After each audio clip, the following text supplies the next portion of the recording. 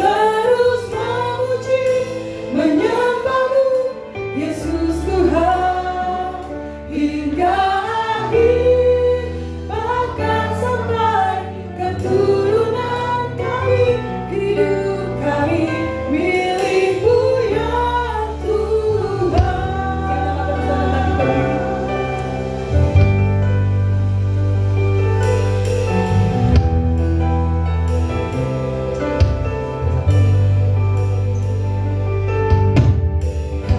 bersyukur atas rancangan-Mu yang terbaik dan terindah bagi kami.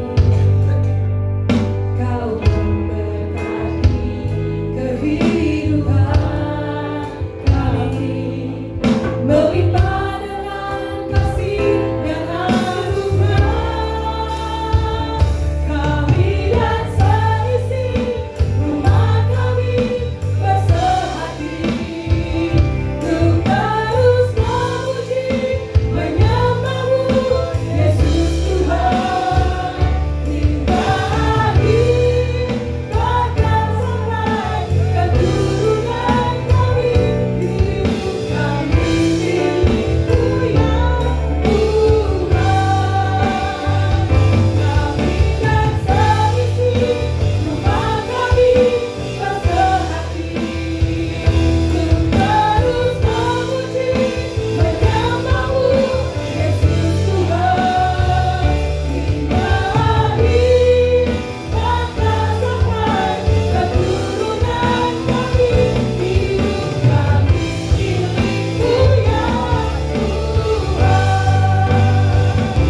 Kami dan seisi rumah kami bersehati untuk terus memuji, menyembah-Mu, Yesus Tuhan, hingga akhir, bahkan sampai keturunan kami, hidup kami milik-Mu ya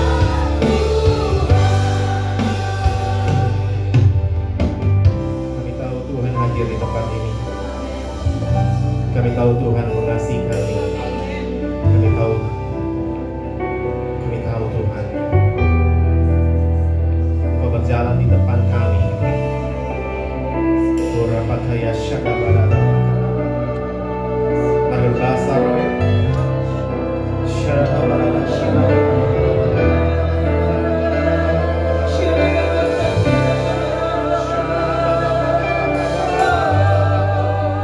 Urapakaya syakabarada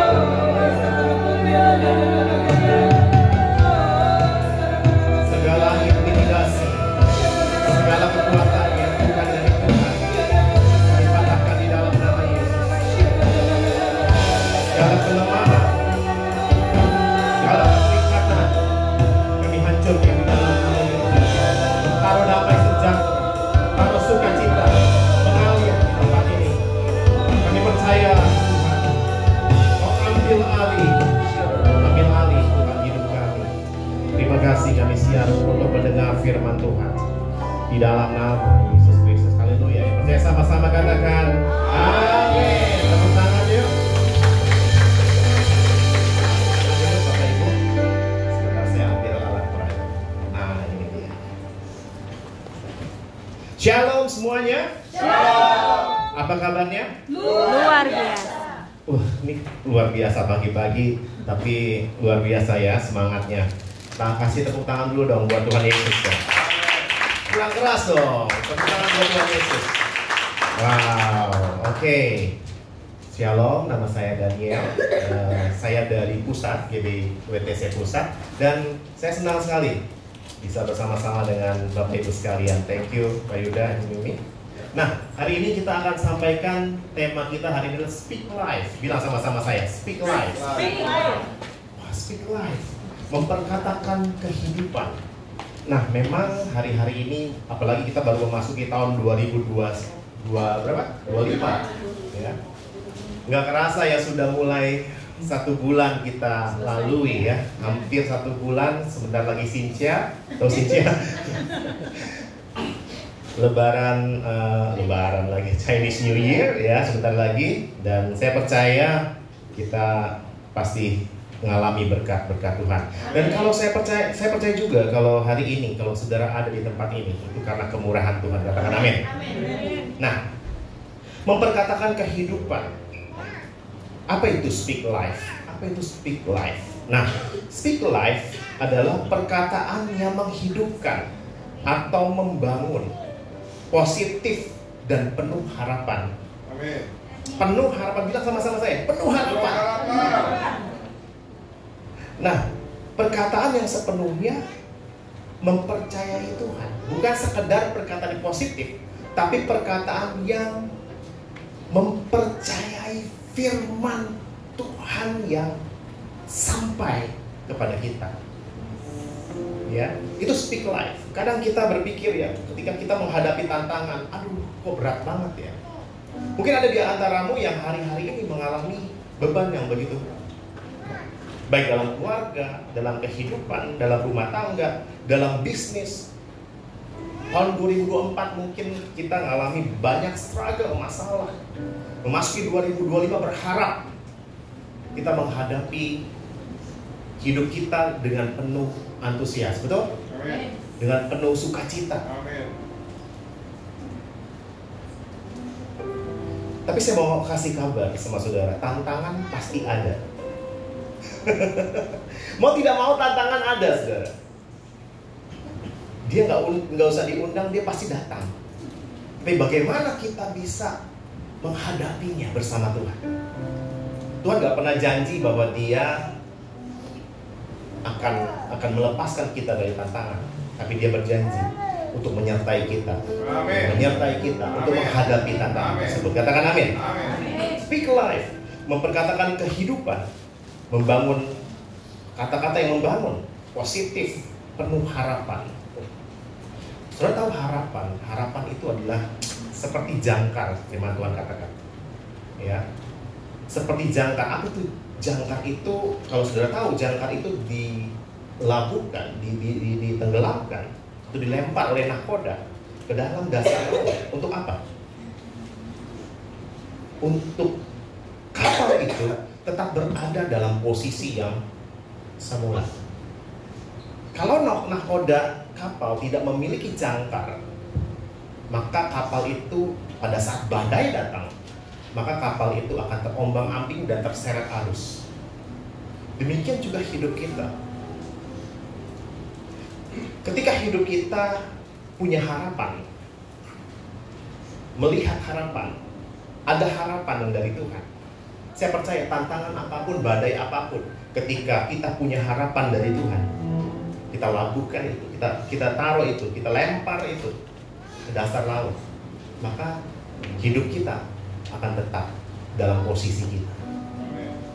Hidup kita tidak tergoncangkan. Penting bagi kita untuk memperkatakan firman Tuhan. Namun coba kita lihat, apa pesan Tuhan hari ini? Firman Tuhan katakan begini: pencuri datang hanya untuk mencuri dan membunuh dan membinasakan. Aku datang supaya mereka mempunyai hidup dan mempunyainya dalam segala kelimpahan.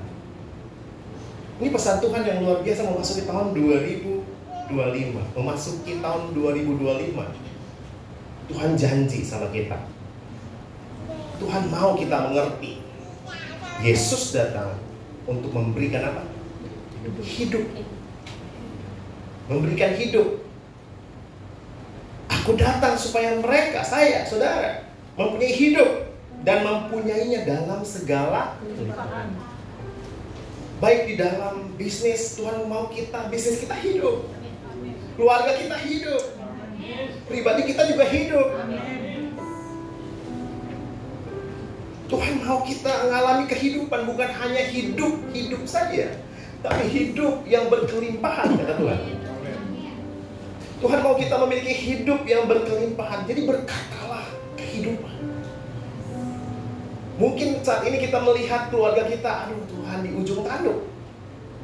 Papa mama mau bercerai, mungkin udah berantem terus, udah mau cerai. Tapi sebagai anak, Jangan kalah dengan kehidupan. Saudara bisa perkatakan kehidupan untuk keluargamu. Aku berdoa orang tuaku dipulihkan. Amin. Perkataan yang menghidupkan. Anak kita mungkin gak kembali, anak kita keluar jalur. Mohon maaf, misalnya pacaran dengan orang yang tidak seiman, tidak kenal Tuhan. Udah biarinlah, susah diomongin, susah banget diomongin. Tidak, saudara. Saudara mesti perkatakan kehidupan. Anakku pasti kembali dalam nama Yesus. Engkau akan menyembah Tuhan di altar Tuhan. Wah. Saudara, Tuhan mau di tahun 2025 kita mengalami kehidupan. Amin. Nah, seringkali kita mengucapkan kata-kata keraguan. Apa iya benar Tuhan akan memulihkan bisnis saya? Kekalahan atau negativitas terhadap, bahkan terhadap diri sendiri. Nggak mungkin saya bisa dipulihkan Tuhan. Keluarga saya nggak mungkin. Itu benangnya udah kayak kusut banget.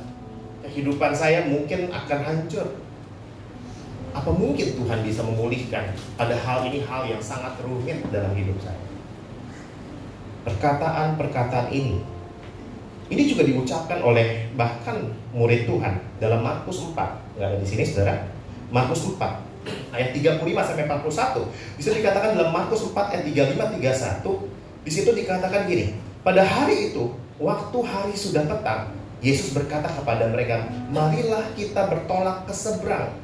Mereka meninggalkan orang banyak itu lalu bertolak dan membawa Yesus beserta dengan mereka dalam perahu di mana Yesus telah duduk, dan perahu-perahu lain juga menyertai dia. Lalu mengamuklah taufan yang sangat dahsyat dan ombak menyembur masuk ke dalam perahu sehingga perahu itu mulai penuh dengan air. Ayat 38. Pada waktu itu Yesus sedang tidur di buritan. Sudah tahu cerita ini kan? Tidur. Mati nih kita. Binasa kita. Kok guru gak peduli? Itu yang dilakukan oleh murid. Padahal Tuhan bersama-sama mereka.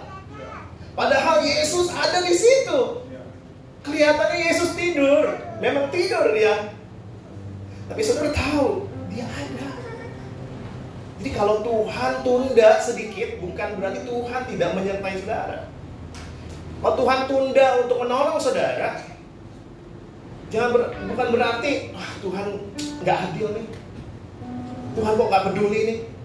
Kalau saudara baca di sana, dikatakan begini, Guru, engkau tidak peduli kalau kita binasa. Kok nggak peduli ya? Ini kita udah mati-matian nih.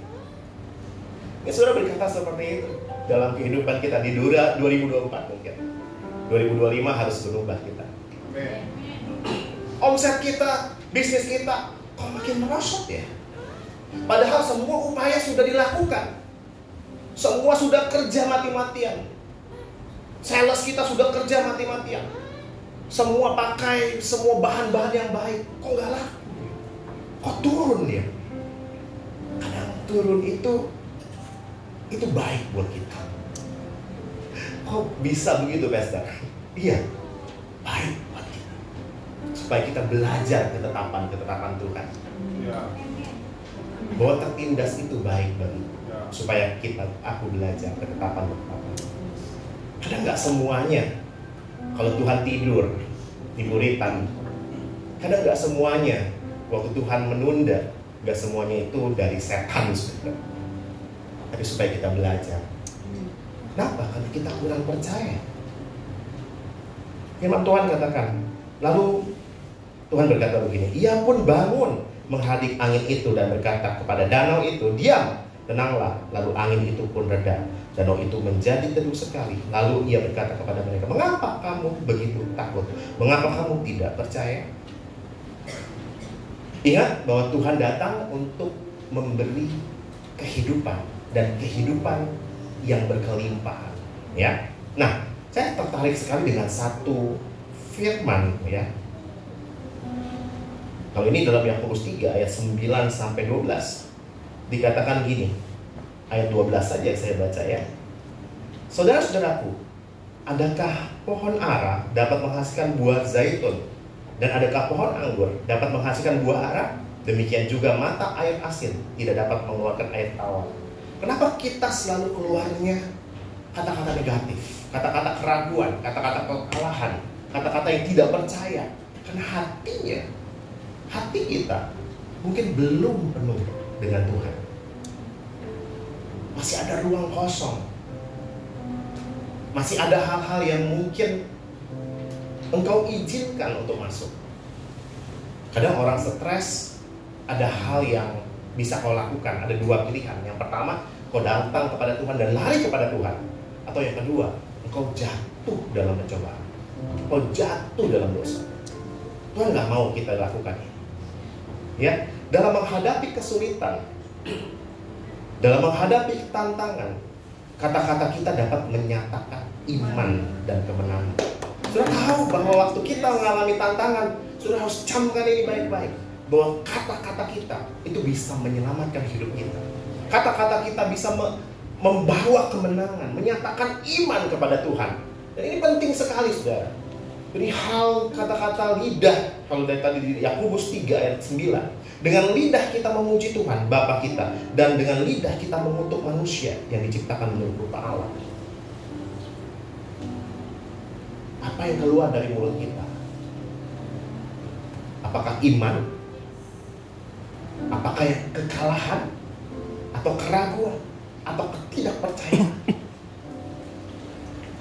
Saya nggak akan mungkin berhasil, sulit ya masuk beasiswa, sulit ya dapat pekerjaan, tapi mulai perkatakan kehidupan.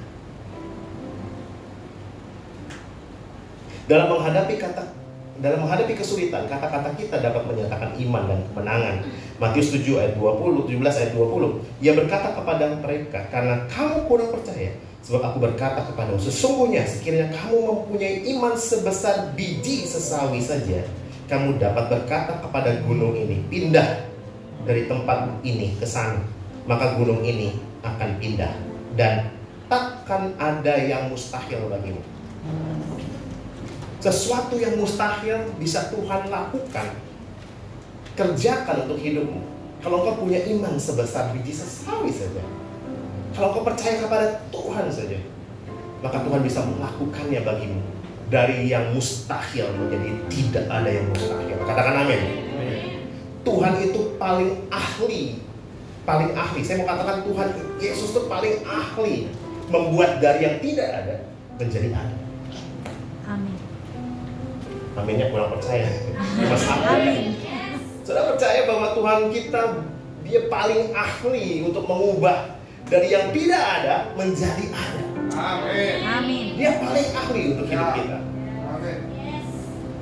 Nah, saudara, kita akan masuk lebih dalam lagi. Bagaimana yang dalam Yohanes 11 ini, ayat 11 sampai 16. Ini saya tertarik dengan satu kejadian yang menimpa 2 orang atau 3 saudara dari sahabatnya Yesus ya.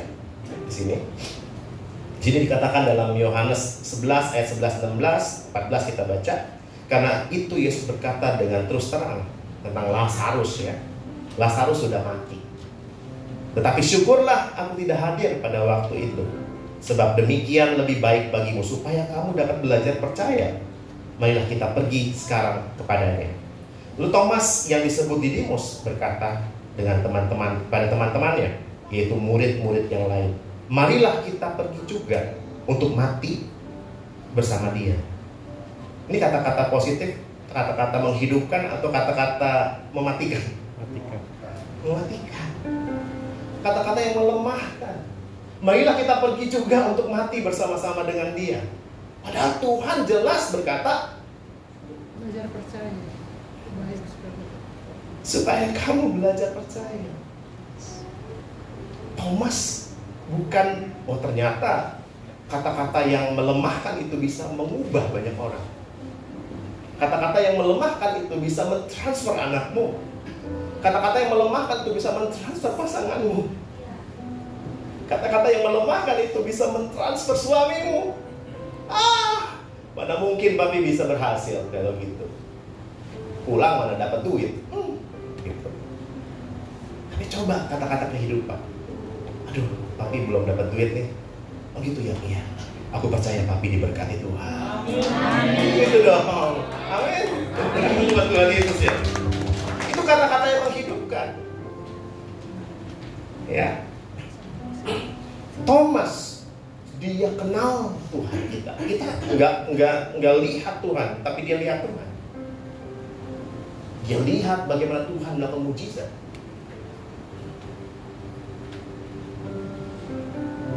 Tapi Tuhan mau kita belajar mempercayai seorang murid.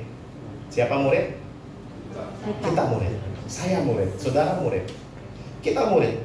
Tuhan mau kita belajarlah mempercayai Allah di setiap situasi yang berat sekalipun. Bahkan dikala menghadapi situasi yang mustahil. Ada orang-orang yang memang ketika menghadapi masalah itu dia nggak bisa tidur. Ada tinggi-tinggi? Banyak ya? Nggak bisa. Semua. Makin nyenyak malah. Ada yang makin nyenyak ya? Ada yang menghadapi masalah dia nggak bisa tidur. Pikir. Saya mau katakan begini. Belajarlah mempercayai Allah di saat atau di masa yang berat sekalipun, bahkan yang mustahil sekalipun. Amin. Amin. Nah, ada tiga kebenaran. Waktu kita berkata kehidupan, when we speak life, ada tiga kebenaran. Yang pertama, waktu kita berkata kehidupan, when we speak life, itu sebagai bukti. Yang pertama adalah sebagai bukti. Waktu kita berkata kehidupan, itu sebagai bukti bahwa kita percaya kepada firman-Nya. Jadi waktu kita berkata kehidupan tentang keluarga kita, itu kita setuju dan berkata, ya, aku setuju dengan firman-Mu.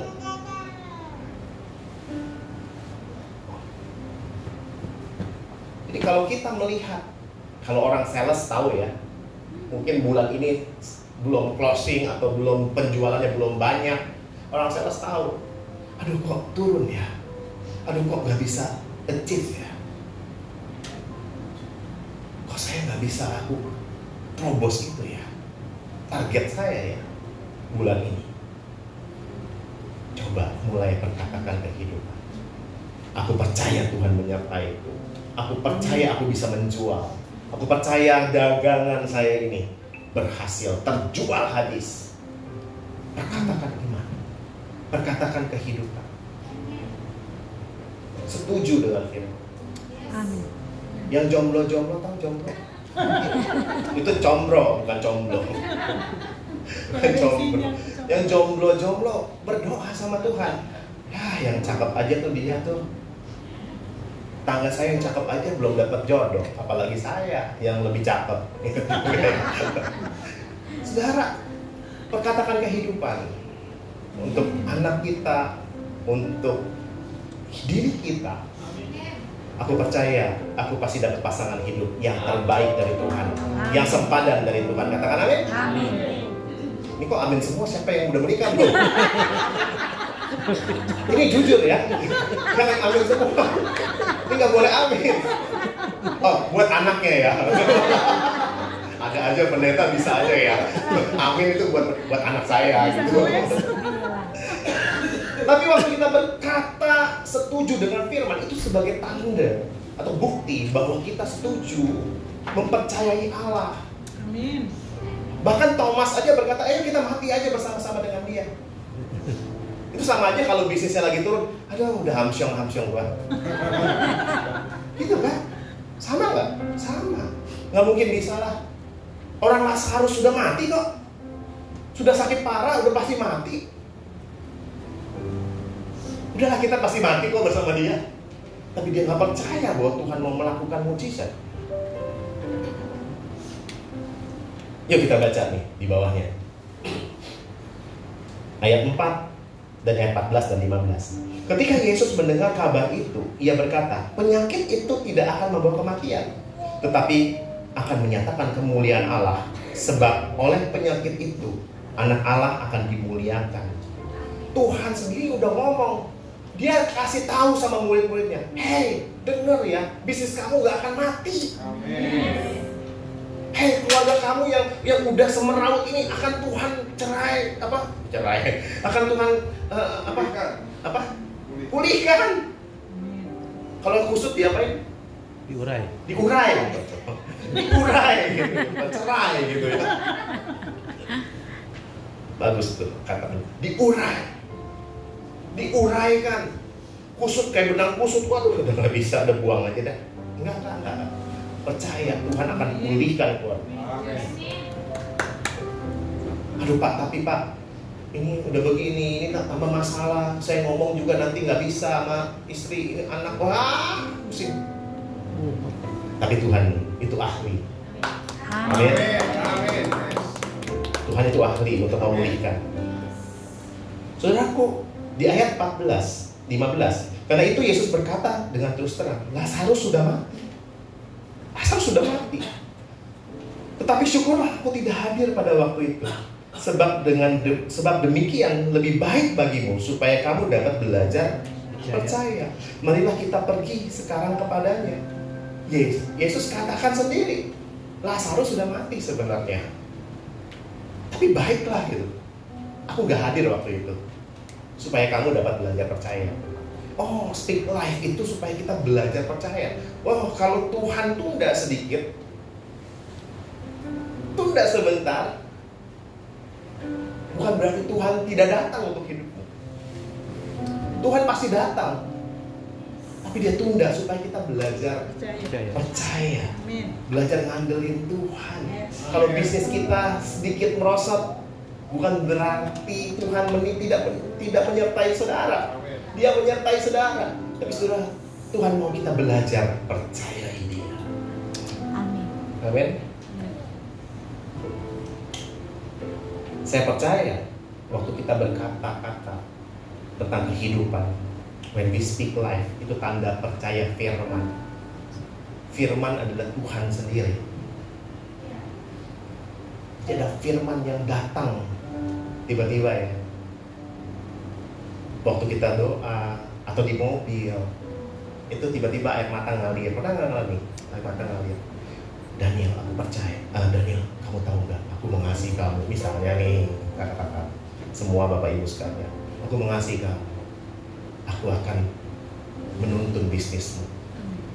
Datang tuh tiba-tiba, insight itu datang, perkataan Roh Kudus itu datang. Mau percaya nggak? Sama seperti Tuhan ngomong sama murid-muridnya. Sama. Firman itu datang sebagai rema. Oh, aku akan memulihkan keluarga. Aku akan memulihkan anak-anakmu. Aku akan mengembalikan anak-anakmu. Ketika firman itu datang, kamu percaya nggak? Itu menjadi. Waktu kita percaya, itu bukti kita percaya kepada Tuhan. Karena iman ketika bekerja, maka ketakutan itu nggak bisa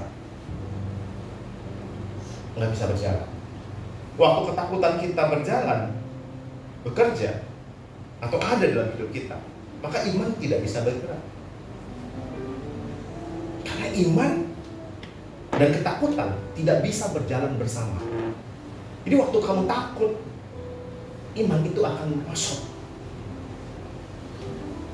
Waktu kamu takut menghadapi tantangan, maka iman itu merosot. Tapi waktu kamu iman itu naik, maka ketakutan itu pun gak ada.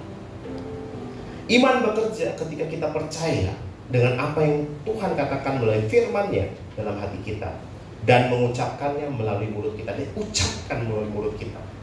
Jadi jangan cuma percaya nggak? Iya percaya. Firman Tuhan juga katakan itu kok, dia akan memberkati kita. Percaya.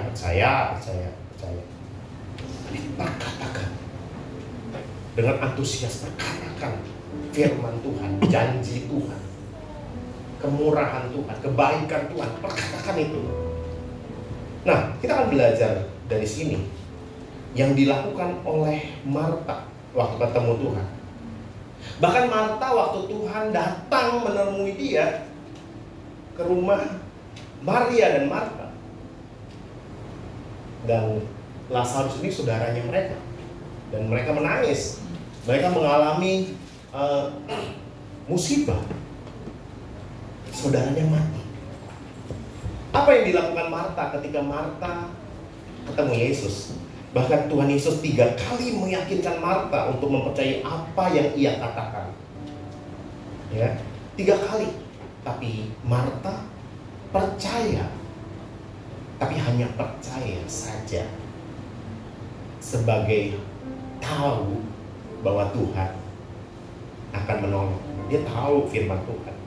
Nah, kita akan lihat. Ini menarik. Maka kata Marta kepada Yesus, Tuhan, ini doanya Marta, Tuhan, sekiranya Engkau ada di sini, saudaraku pasti tidak mati. Kata Yesus kepada Marta, saudaramu akan bangkit. Tuhan tuh firman tuh masuk keluar ke Marta. Saudaramu akan bangkit.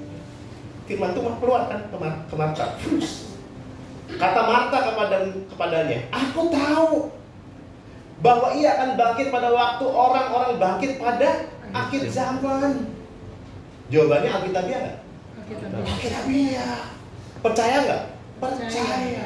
Tapi dia tidak percaya apa yang dikatakan Tuhan. Dia percaya firman akan Tuhan menolong, Tuhan akan bangkitkan. Kok benar Tuhan akan bangkitkan? Jangan sampai kita seperti ini. Ketika firman itu datang, aku akan memulihkan hidupmu. Ya, aku percaya. Percaya.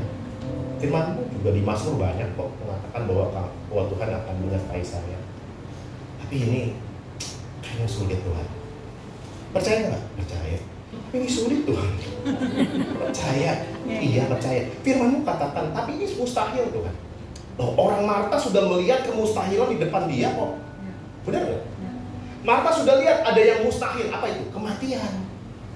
Kematian itu hal yang tidak mungkin. Yang tidak mungkin itu. Makanya ya percaya. Tapi Tuhan, ini kan terlalu besar. Bisnis ini kan bukan nggak cocok sama saya Tuhan. Ini terlalu mewah Tuhan, terlalu saya nggak sanggup Tuhan. Banyak hal yang kayaknya rohani gitu. Tapi rohana. Nah, satu kali kata Marta kepadanya, lalu ayat 25. Jawab Yesus, akulah kebangkitan dan hidup. Barang siapa percaya kepadaku, ia akan hidup walaupun dia sudah mati. Dan setiap orang yang hidup dan yang percaya kepadaku tidak akan mati selama-lamanya. Percayakah engkau akan hal ini? Kedua kali nih. Percaya nggak Maria akan hal ini? Jawab Marta, ya Tuhan, aku percaya bahwa engkau Mesias, anak Allah. Dialah yang akan datang ke dalam dunia dan seterusnya. Dia percaya bahwa Tuhan adalah Mesias. Tapi dia nggak percaya ada yang mustahil itu Tuhan bisa bangkitkan. Saudara bisa paham di sini? Jangan cuma tahu firman, tapi kau nggak percaya firman. Tiap hari kita baca Alkitab, tapi waktu firman itu datang, kamu akan diberkati. Hah? Benar? Apa benar? Apa iya? Nggak mungkin Tuhan, aku yang sekecil ini bisa diberkati seperti itu. Nggak mungkin. Nggak mungkin. Nah, kita lihat Maria. Maria ini luar biasa.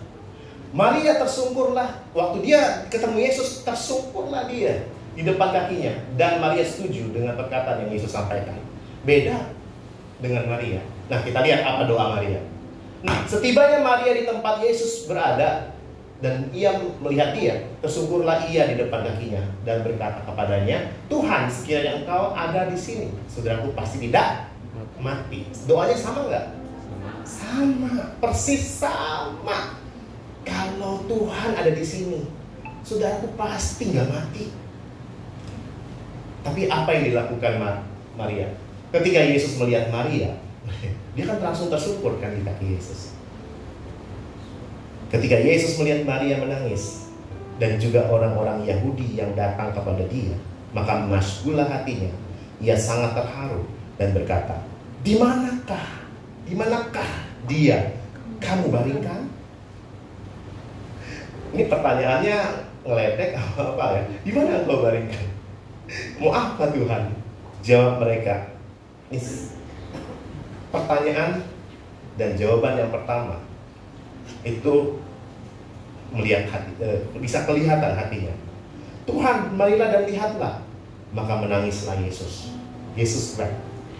Dia menangis. Ini kata-kata Alkitab yang paling ayat Alkitab yang paling pendek di Alkitab. Yesus menangis. Yesus menangis ketika dia ketemu Maria. Waktu Maria datang tersungkur, dia ketemu Maria, dia menangis. Di mana kamu baringkan dia? Dia gak lagi ngomong, Tuhan gak yakinkan dia, aku akan bangkitkan kamu, bangkitkan saudaramu, percayakan kau dengan hal itu. Yesus tahu banget hati orang. Waktu dia ketemu saudara dan saya, di mana kamu baringkan? Karena dia tahu hati kita. Dia mengenal kita. Aku tahu Maria ini percaya. Di mana kamu baringkan? Langsung aja, aku akan menolong kamu kok. Maria gak bilang, dia udah mati Tuhan, udah dikubur 4 hari Tuhan, bau Tuhan, ada belatungnya Tuhan, gak mungkin dibangkitkan Tuhan, gak mungkin. Udah dikafanin, ditutup dalam gua, tutup. Udah Tuhan, engkau gak bisa, itu walaupun dibuka juga bau Tuhan, udahlah. Bisa gak dia lakukan itu? Bisa. Tapi dia tidak lakukan itu. Itu bedanya Maria dan Marta. Perkataan menghidupkan adalah perkataan firman. Bukan sekedar kata-kata yang positif dan menguatkan, namun perkataan yang penuh percaya kepada Allah dan disertai dengan penyerahan diri.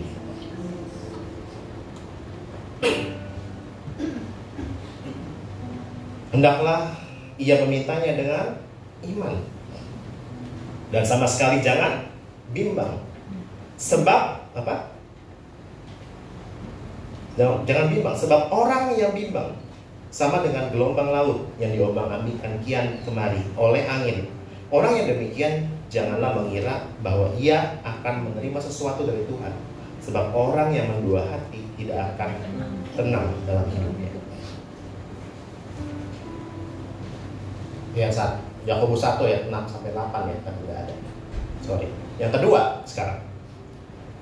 Yang kedua adalah kenapa kita harus berbicara tentang kehidupan. Yang kedua adalah Tuhan mau kita mengalami kehidupan. Dia tuh rindu banget kok kita mengalami kehidupan. Nah ini terjadi, kita baca dulu deh dalam Yeskiel 37. Ini kejadian pada saat Israel mengalami pembuangan, ya. Israel mengalami pembuangan dan ini masa yang sangat berat sekali, krisis bagi bangsa Israel dikala menghadapi masa pembuangan 600 tahun yang lalu. Dikatakan begini, lalu ia berfirman kepadaku, hai anak manusia, dapatkah tulang-tulang ini dihidupkan kembali? Aku menjawab, nih Yeskiel, ya Tuhan, engkaulah yang mengetahui. Lalu firman-Nya kepadaku, bernubuatlah mengenai tulang-tulang ini dan katakanlah kepadanya, hai tulang-tulang yang kering, dengarlah firman Tuhan. Beginilah firman Tuhan Allah kepada tulang-tulang ini, aku memberikan nafas hidup di dalammu supaya kamu hidup kembali. Dan kamu akan mengetahui bahwa akulah Tuhan. Ini masa-masa yang kelam bagi bangsa Israel. Tapi Tuhan mau mengangkat bangsa Israel.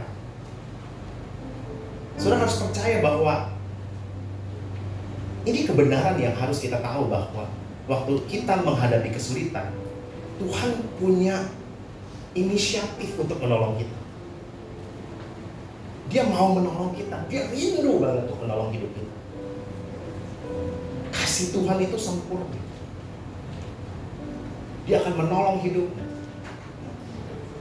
Bahkan Israel yang aduh, kita tahu keadaan Israel, bangsa Israel tegak, empuk, tapi Tuhan sayang gitu. Mungkin kita saat ini ngalami banyak hal yang mendukakan hati Tuhan. Asal kita mau datang sama Tuhan, bertobat, mengakui kesalahan-kesalahan kita, dia tetap Allah yang setia.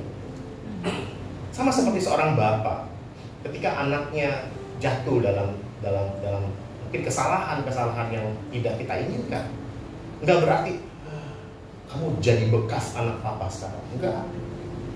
Nggak ada bekas anak. Ada nggak bekas anak? Dia bekas anak saya. Nggak ada bekas anak. Demikian hati Tuhan pada kita. Kita tetap dikasihi Tuhan. Katakan amin. Saudaraku, karena begitu besar kasih Allah kepada kita, untuk itu Allah memberikan hidupnya untuk kita menerima kehidupan. Tuhan mau kita berkata-kata tentang kehidupan. Jadi mulai hari ini, saudara, ambil waktu untuk kita renungin. Apa sih yang kita lakukan waktu kita menghadapi masalah? Apakah kita terus dalam keraguan, kekalahan terus? Atau kita mau bangkit? Yesaya 37 ayat 11 sampai 14 ini bagus banget. Di sini dikatakan, firman-Nya kepadaku, hai anak manusia, tulang-tulang ini adalah seluruh kaum Israel. Sungguh mereka sendiri mengatakan, tulang-tulang kami sudah menjadi kering dan pengharapan kami sudah lenyap, kami sudah hilang. Mungkin ada di antaramu yang hari ini mengalami ini. Mimpi sudah terkubur, harapan sudah terkubur, udah gak ada harapan. Yang Tuhan mau, saudara mesti dengar bahwa Tuhan mengasihi saudara. Dia ingin saudara hidup. Dia ingin saudara dan saya mengalami kehidupan yang berkelimpahan. Bangkit. Bangkit. Bilang sama diri kita, Daniel, bangkit sekarang. Bangkit. Bangkit. Tuhan mau saya bangkit. Jangan terpuruk lagi. Jangan gak mau kemana-mana. Waktu kita gagal dalam satu hal, udah segalanya habis. Tuhan punya rancangan yang indah dalam hidup kita. Katakan amin. Dikatakan gitu firman Tuhan dalam ayat 12. Oleh sebab itu bernubuatlah dan katakanlah kepada mereka, begini firman Tuhan, sungguh aku membuka kubur-kuburmu dan membangkitkan kamu, hai umatku, dari dalamnya, dan aku akan membawa kamu ke tanah Israel, dan kamu akan mengetahui bahwa akulah Tuhan pada saat aku membuka kubur-kuburmu dan membangkitkan kamu, hai umat-umatku, dari dalamnya. Aku akan memberikan rohku ke dalammu sehingga kamu hidup kembali, dan aku akan membiarkan kamu tinggal di tanahmu, dan kamu akan mengetahui bahwa aku Tuhan yang mengatakannya dan membuatnya demikian, firman Tuhan. Jadi bernubuat untuk hidupmu, bernubuat untuk keluarga, bernubuat untuk bisnismu. Katakan speak life untuk kehidupan. Jadi saat ini mesti harus perhatikan kata-kata kita. Kata-kata kita ini bisa membawa kepada kematian atau kehidupan. Tuhan mau kita mengalami kehidupan. Katakan amin. Nah, ada yang menarik yang ketiga, yang terakhir, saudara, sebelum saya tutup. Hanya roh yang memberi kehidupan. Ini kebenaran yang ketiga. Yang pertama tadi bahwa bukti sebagai kita setuju dengan firman Tuhan. Yang kedua apa? Bahwa Tuhan mengasihi kita, ya. Yang kedua, Tuhan mau kita mengalami kehidupan, kebenarannya. Yang ketiga, kebenarannya adalah hanya roh yang memberikan kehidupan. Jadi waktu kita speak life, ya, speak life, waktu kita berkata-kata positif bukan sekedar positif. Waktu kita berkata-kata positif itu bukan berarti speak life, ya. Orang dunia lakukan itu.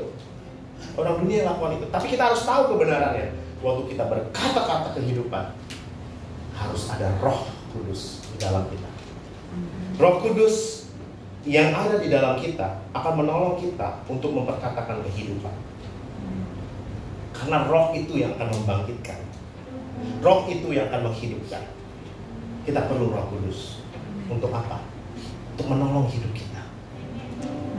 Roh Kudus yang ada di dalam kita menolong kita untuk memperkatakan kehidupan. Firman Tuhan ayat Yesaya 37 ayat 1. Lalu kekuasaan Tuhan meliputi aku, Yesaya, ya, dan ia membawa aku keluar dengan perantaraan rohnya, Roh Kudus, dan menempatkan aku di tengah-tengah lembah, dan lembah itu penuh dengan tulang-tulang. Mungkin hari ini kau melihat begitu banyak masalah dalam kehidupanmu, tulang-tulang kering semua. Engkau bisa menghidupkan ketika apa? Ketika kita dipenuhi Roh. Guru sekolah minggu kalau bercerita tanpa Roh Kudus, dia cuma tempat penitipan anak saja. Pendeta kalau tidak dengan Roh Kudus, dia hanya seminar kesehatan. Seminar kesehatan. Saudara, kita harus penuh dengan Roh, maka kita disebut anak-anak Allah. Bukan cuma kita berkata-kata positif saja. Dunia lakukan itu, tapi kita tidak lakukan itu. Kita berkata-kata tentang kehidupan. Firman Tuhan katakan, tetapi kamu akan menerima kuasa kalau Roh Kudus turun ke atas kamu. Tetapi apabila Ia datang, Yohanes 16 ayat 13, yaitu Roh kebenaran, Ia akan memimpin kamu ke dalam seluruh kebenaran. Sebab Ia tidak berkata-kata dari dirinya sendiri. Segala sesuatu yang didengarnya, itulah yang akan dikatakannya, dan Ia akan memberikan kepadamu hal-hal yang akan datang. Jadi waktu engkau bergaul dengan Roh Kudus, mungkin kita sesi kedua kita akan banyak bicara tentang Roh Kudus. Kalau engkau bergaul dengan Roh Kudus itu akan menolong. Banyak orang yang melewatkan hal ini. Dia melewatkan. Dia tahu Allah Bapa, Allah Anak, Allah Roh Kudus, tapi dia tidak bergaul dengan Roh Kudus. Oh, sayang banget. Sayang banget. Yang Tuhan mau kita mengenal Roh Kudus yang memberikan kehidupan. Tetapi penghibur, yaitu Roh Kudus, yang akan diutus oleh Bapa dalam namaku, dialah yang akan mengajarkan segala sesuatu kepadamu dan akan mengingatkan kamu akan semua yang telah kukatakan kepadamu. Makanya orang-orang Kristen yang tidak bergaul dengan Roh Kudus, dia akan mudah sekali jatuh. Jatuh dalam dosa, jatuh dalam intimidasi, jatuh dalam hal-hal yang tidak atau mendukakan Tuhan, karena dia hidupnya tidak bergaul dengan Roh Kudus. Dan kalau saudara tahu, Roh Kudus itu adalah Allah sendiri yang dia dijanjikan oleh Tuhan Bapa sendiri bahwa dia akan datang. Ketika Yesus naik ke surga, dia turun. Nah, ini ada firman-Nya. Namun ada juga murid Kristus yang belum mengenal Roh Kudus. Dia belum kenal Roh Kudus. Dia tahu Roh Kudus, tapi dia tidak bersekutu dengan Roh Kudus. Firman Tuhan katakan begini, ketika Apolos masih di Korintus, Paulus sudah menjelajah daerah-daerah pedalaman dan tiba di Efesus. Di situ didapatinya beberapa orang murid. Katanya kepada mereka, sudahkah kamu menerima Roh Kudus ketika kamu menjadi percaya? Akan tetapi mereka menjawab apa? Belum. Bahkan kami belum pernah mendengar bahwa ada Roh Kudus. Saya panggil anak saya. Sebulan mungkin 3 kali atau 4 kali saya panggil anak saya. Saya memastikan anak saya itu kenal siapa Roh Kudus. Duduk santai. Anak saya duduk di ranjang. Ngobrol aja tentang Roh Kudus. Suatu saat papi dan mami itu nggak ada. Papi mami terbatas, akan meninggalkan kamu. Tapi Roh Kudus akan menuntun. Kamu harus kenal siapa Roh Kudus. Pastikan anak-anakmu sejak kecil mengenal Roh Kudus. Amin. Karena dia adalah Allah yang ada di dunia ini. Yesus duduk di sebelah kanan Bapa, menyiapkan tempat buat kita. Tapi Roh Kudus turun ke dunia. Kalau anak-anak kita tidak bergaul dengan Roh Kudus, mau jadi apa? Ya? Terakhir, setelah itu saya tutup.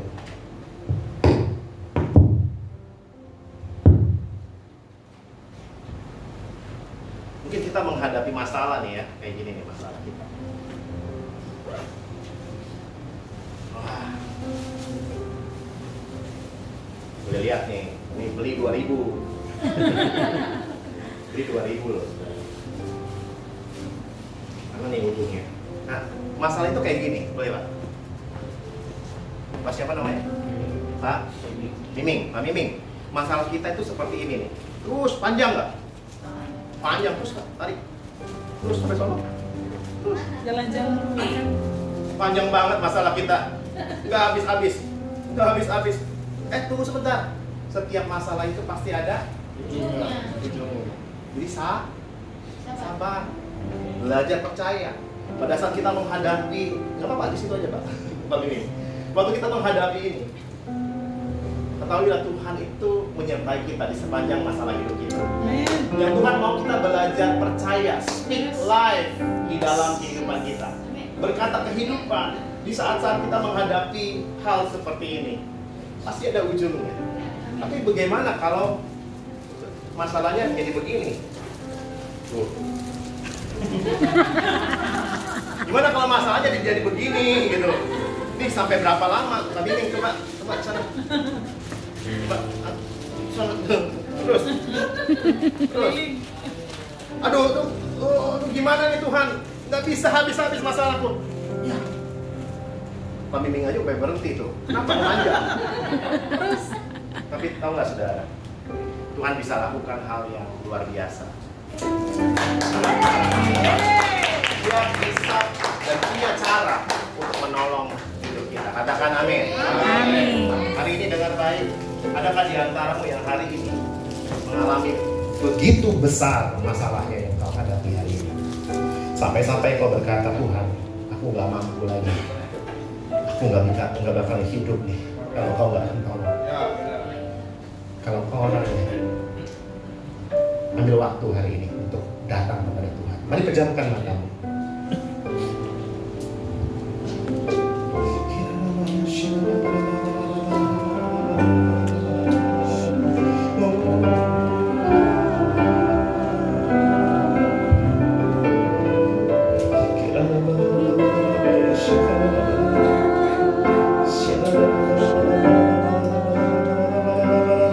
Mari pejamkan matamu.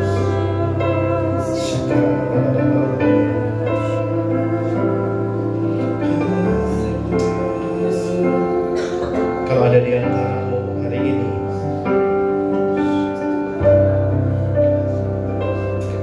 dan kau orangnya yang hari ini mengalami beban yang begitu berat dan begitu hebat, saya rindu berdoa untuk saudara. Jangan pulang dari tempat ini dengan kekhawatiran yang begitu hebat. Jangan pulang dari tempat ini dengan keraguan dalam hidupmu. Kalau kau orangnya, kau boleh angkat tangan. Saya rindu doakan saudara.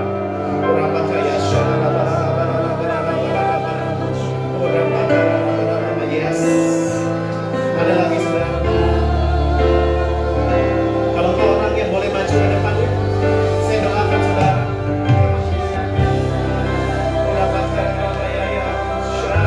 Ada lagi Bapak Ibu.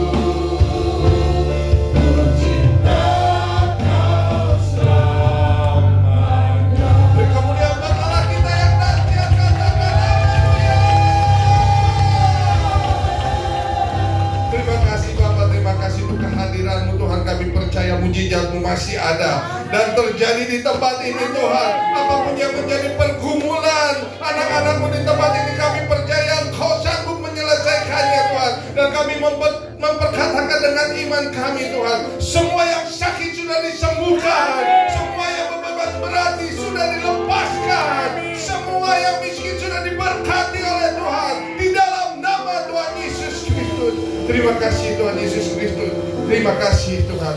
Biarlah hati dan pikiran kami terus Tuhan memiliki pikiran yang positif, dan kata-kata kami selalu berkata-kata yang positif, yang membangun, yang memotivasi, yang membuat berkat-Mu turun atas setiap umat-Mu di tempat ini Tuhan. Kami percaya Tuhan, kami percaya setiap umat-Mu yang datang di pagi hari ini Tuhan, mereka mengalami terobosan, mereka mengalami pemulihan, mereka mengalami kesembuhan ilahi, mereka mengalami berkat-berkat surgawi atas kehidupan mereka semua Bapa. Karena Engkau adalah solusi atas segala pergumulan masalah kami. Engkau adalah jawaban atas setiap doa-doa kami. Kami percaya dengan iman kami ya Tuhan, Engkau sudah menyelesaikannya. Engkau sudah menyelesaikannya Tuhan di kayu salib. Segala sesuatunya sudah selesai dalam nama Tuhan Yesus Kristus.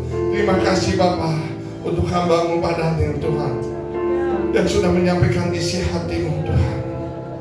Terus Tuhan pakai hamba-Mu, urapi dengan urapan yang khusus, sehingga kemanapun hamba-Mu melayani Engkau Tuhan, ada kuasa-Mu, ada mujizat-Mu, atau ada otoritas yang daripada-Mu yang Tuhan taruhkan. Tuhan terus lindungi, Tuhan terus berkati kehidupannya, rumah tangganya dengan kami juga Tuhan, beserta anak-anaknya Tuhan berkati, Tuhan lindungi, Tuhan jagai bisnis usaha pekerjaannya Tuhan, buat berhasil senantiasa. Pelayanannya Tuhan tambah-tambahkan. Terima kasih Tuhan. Kau juga yang terus mempercayakan anak-anak sekolah minggu lebih lagi Tuhan, sehingga apa yang Kau katakan 11.000 anak-anak Tuhan akan datang Tuhan, akan datang terjadi di dalam nama Tuhan Yesus Kristus. Terima kasih melalui kepemimpinannya Tuhan di sekolah minggu, hamba-Mu Tuhan pakai dengan lebih lagi Bapa. Terima kasih Tuhan Yesus Kristus. Terima kasih Bapa, terima kasih. Kami berdoa juga Tuhan untuk setiap kami yang hadir, umat-Mu, anak-anak-Mu di tempat ini. Kami pulang dengan membawa berkat yang berkelimpahan.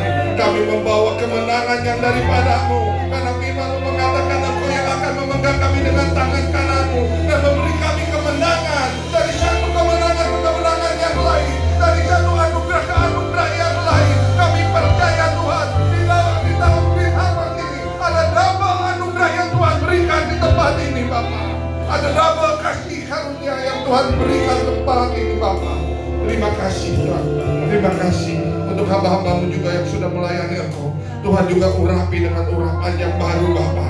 Tuhan berkati mereka semua Bapa. Terima kasih. Kami berdoa juga untuk Ko Joni sebagai owner di tempat ini. Bapak Kau memberkati rumah tangganya, keluarganya, kesehatannya Tuhan berkati, bisnis dan pekerjaannya Tuhan berkati, karyawannya Tuhan berkati, bahkan seluruh tamu yang minat di tempat ini Tuhan berkati Bapak. Terima kasih. Sebentar kami akan pulang Tuhan.